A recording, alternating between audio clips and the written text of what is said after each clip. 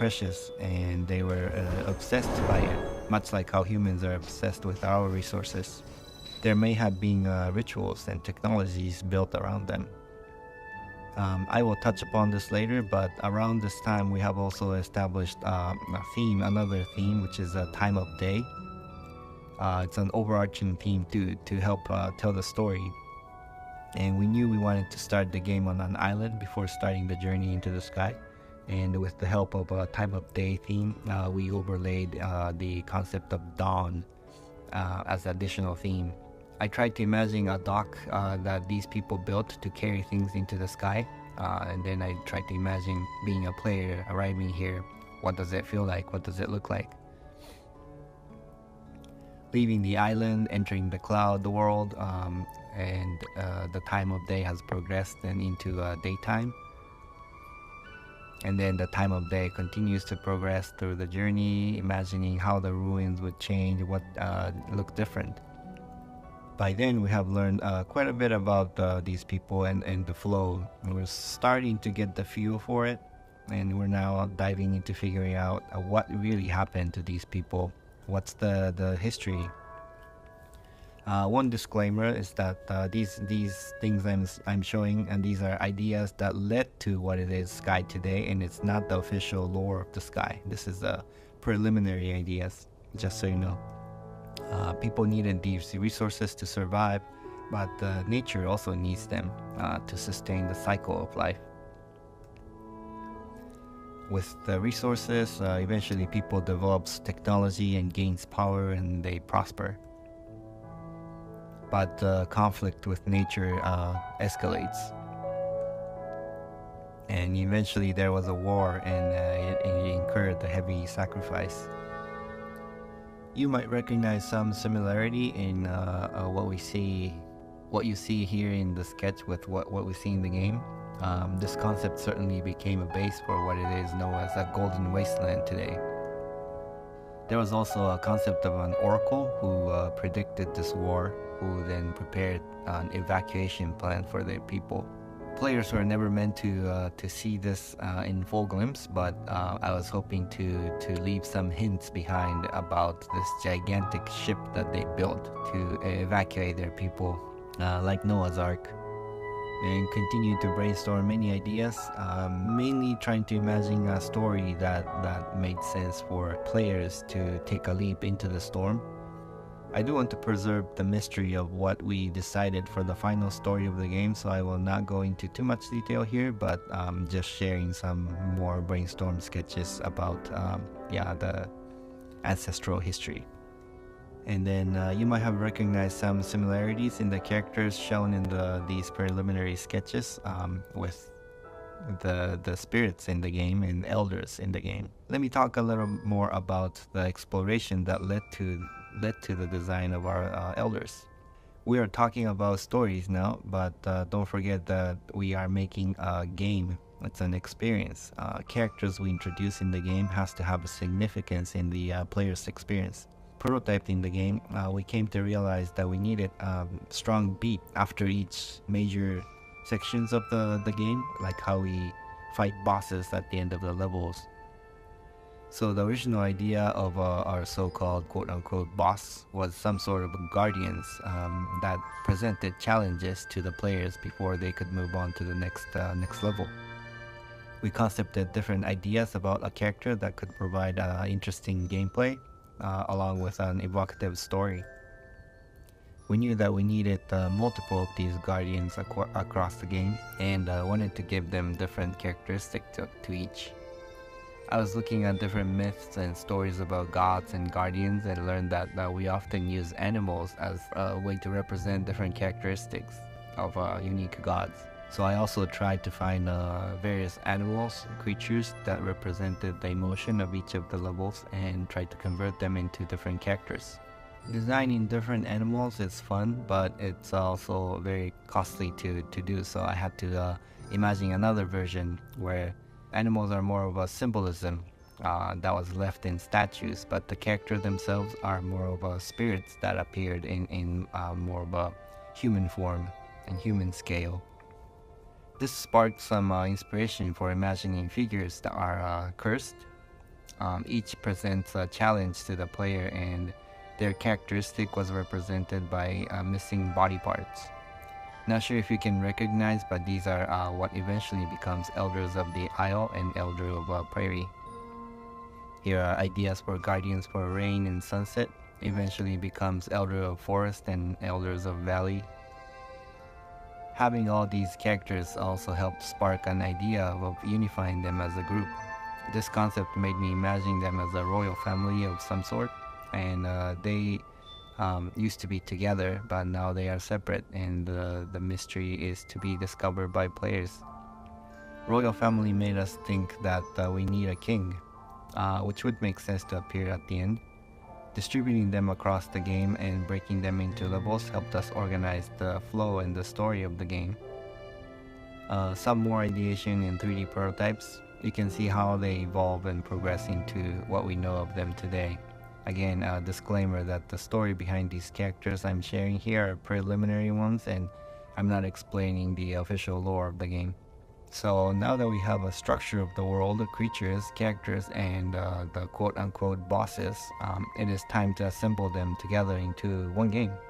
We did determine that we wanted to base our flow on the theme of the time of day.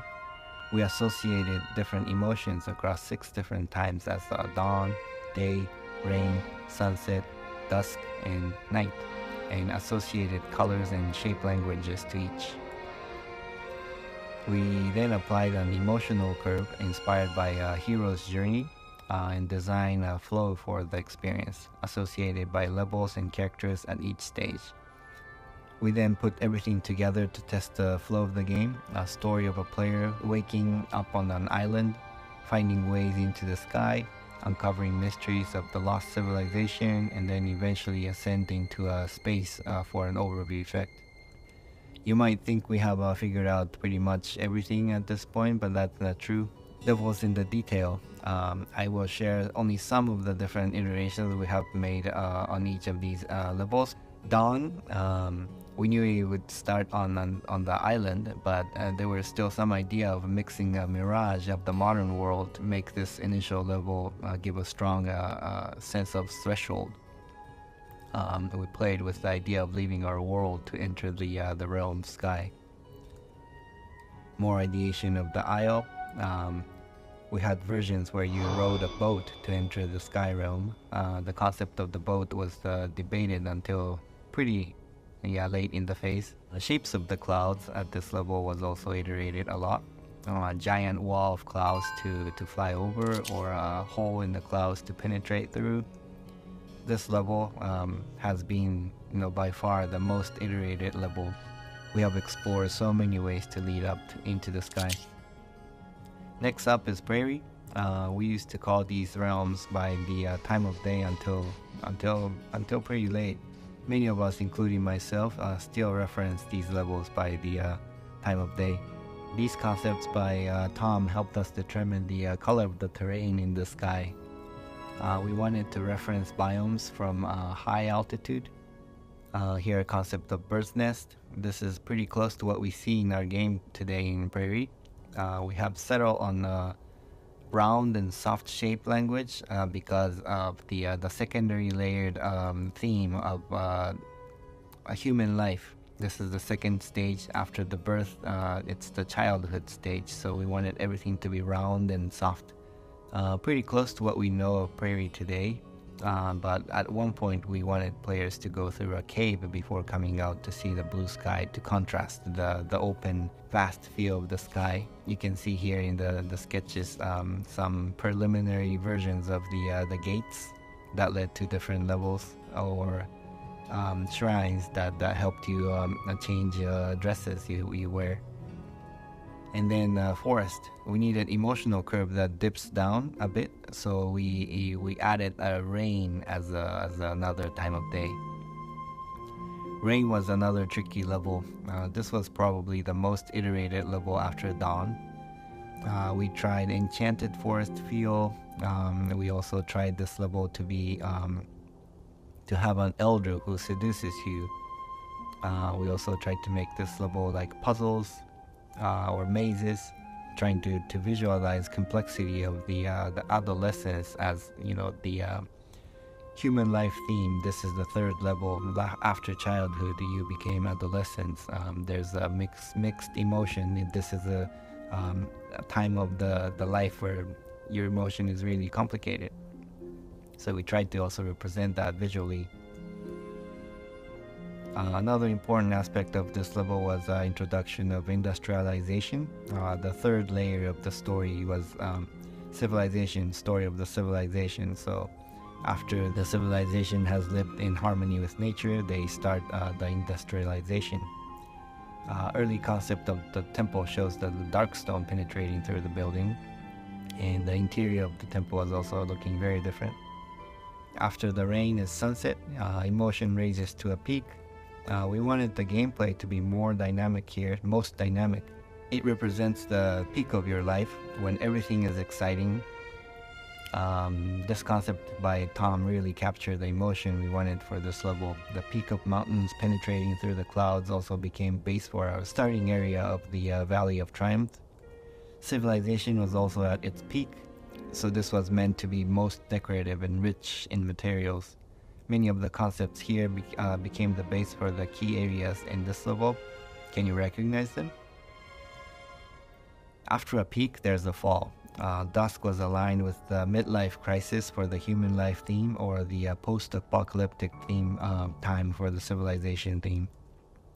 Shadi and Kang jumped in at this time of the production and helped us polish some of the ideas for this level. This was the time when we tried to expand each realms to have various sub-levels. Temple in the Golden Wasteland. Exterior is pretty close to what we see today, but the interior became a lot different.